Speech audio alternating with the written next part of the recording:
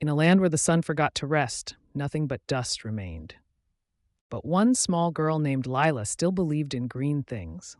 The village grew desperate, fighting over the last drops of water. With her last seed, she whispered a wish to the wind. Her grandmother spoke of the golden goat, a spirit of the land.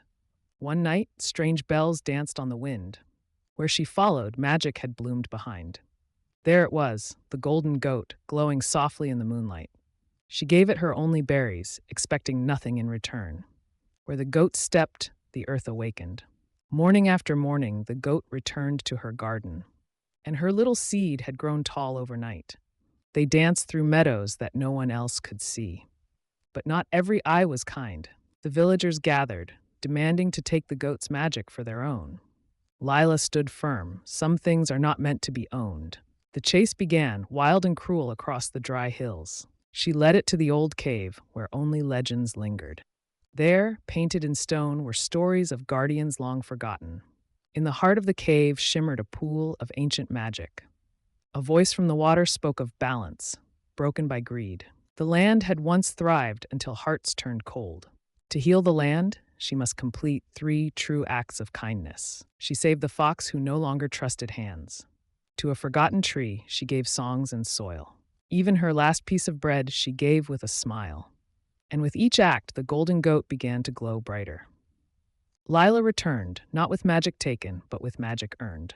But the skies darkened again, angrier than ever. The goat lowered its head, ready to give everything. Lila stood between cruelty and kindness, unafraid. The greedy ones tried to bind the miracle to their will. But Lila offered herself instead. Let it go, I am enough. The golden goat rose, bursting with light that kissed the skies. Rivers returned, the land remembered. Those who tried to steal were washed in shame and soil. From her little seed, a golden tree soared toward the sky. The goat nuzzled her cheek, then faded into the morning light.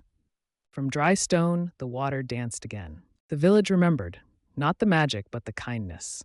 Years passed and the land sang again. And so the story was passed on. Lila taught that real magic comes from care. And sometimes, if the wind is just right, bells still ring. Some say they still see the goat shimmering at the edge of the trees. A trail of flowers appears each spring, just for a moment. Children still leave berries at the foot of the golden tree. And high above, the stars shaped like horns still shine.